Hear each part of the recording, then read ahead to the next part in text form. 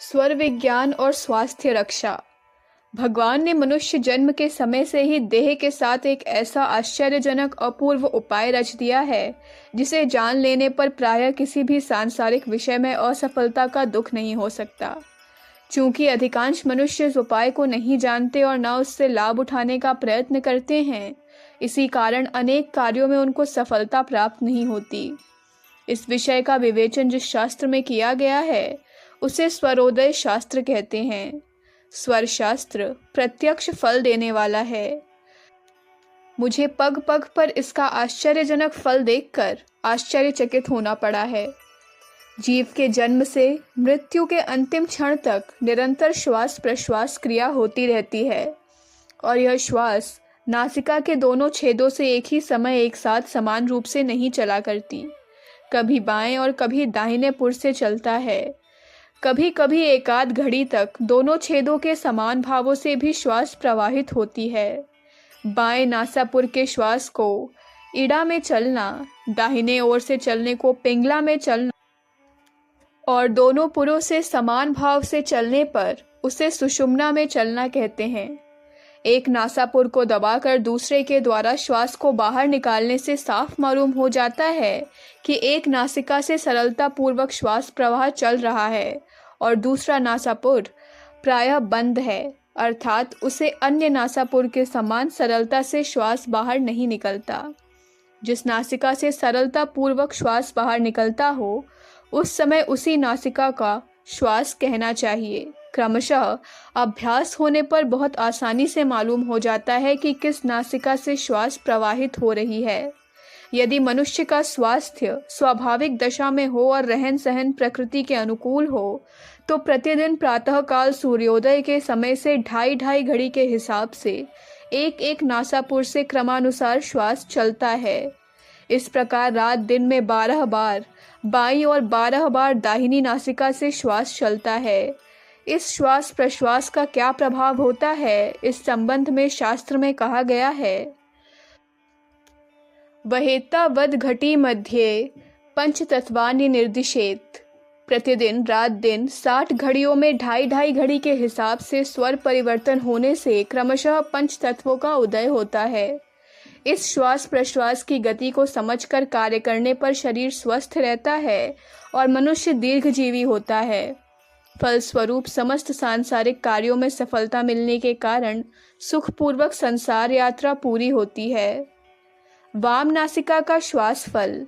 जिस समय इड़ा नाड़ी अर्थात बाईं नासिका से श्वास चलता हो उस समय स्थिर कर्मों को करना चाहिए, जैसे अलंकार धारण, दूर की यात्रा, आश्रम में प्रवेश, मकान बनाना, द्रव्यादि का ग्रहण करना, तालाब, कुआं, जलाशय आदि की प्रतिष्ठा करना।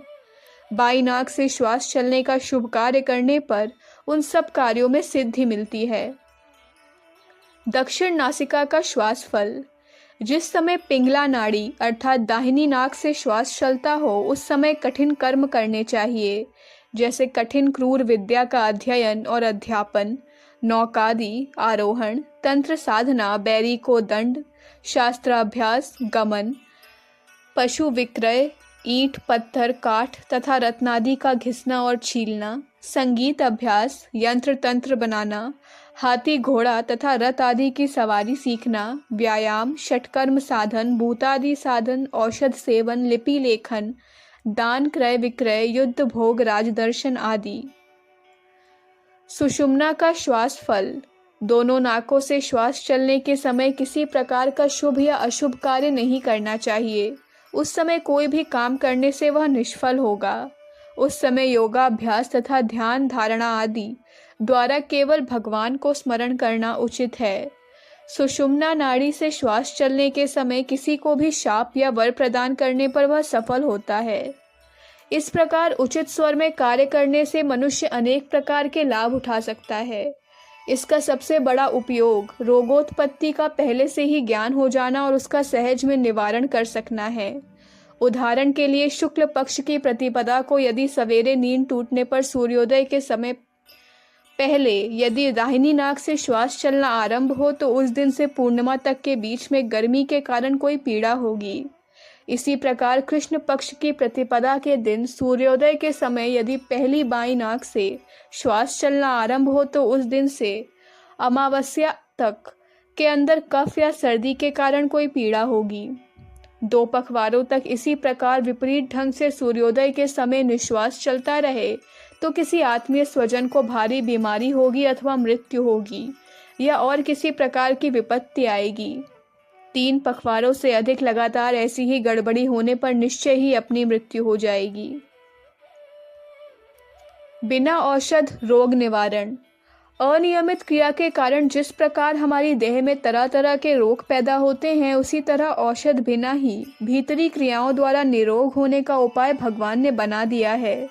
इन स्वर शास्त्रोक्त उपायों को काम में लाने से न तो बहुत दिन तक रोग की यंत्रणा सहन करनी पड़ती है, न अर्थ व्यय होता है और न दवाइयों से अपना पेट भरना पड़ता है। साथ ही जब इस प्रकार योग विद्या के इस कौशल से एक बार रोग जाता रहता है तो दोबारा उसके आक्रमण की संभावना नहीं रहती। ज्वर का आक्रमण होने पर जिस नासिका से श्वास चलता हो उसे बंद करके दूसरी नासिका से श्वास लेना चाहिए। जब तक ज्वर न उतरे और शरीर स्वस्थ न रहे तब तक लगातार दूसरे ही नासापुट से श्वास लेते रहना चाहिए। ऐसा करने से 10-15 दिन में उतरने वाला ज्वर 5-7 दिन में ही उतर जाएगा और कष्ट भी कम उठाना पड़ेगा।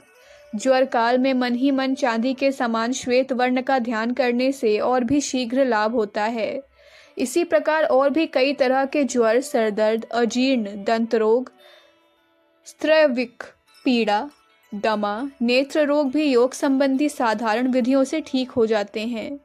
स्वर विज्ञान का प्रयोग इसी प्रकार के अनेक महत्वपूर्ण कार्यों में किया जा सकता है। यात्रा को सफल बनाना, गर्भाधान द्वारा सौभाग्यशाली संतान प्राप्त करना, शत्रु वशीकरण, अग्नि को बुझाना, चिर यौवन प्राप्त करना आदि अनेकों कार्यों में इसके उल्लेखनीय सहायता मिल सकती है। स्वर विज्ञान की जानकारी कठिन नहीं है, पर सफलता प्राप्त करने के लिए इच्छा अनुसार स्वर को कम या ज्यादा समय तक चलाने का अभ्यास करना पड़ता है। अखंड ज्योति, नवंबर 1959, पृष्ठ संख्या 22-23।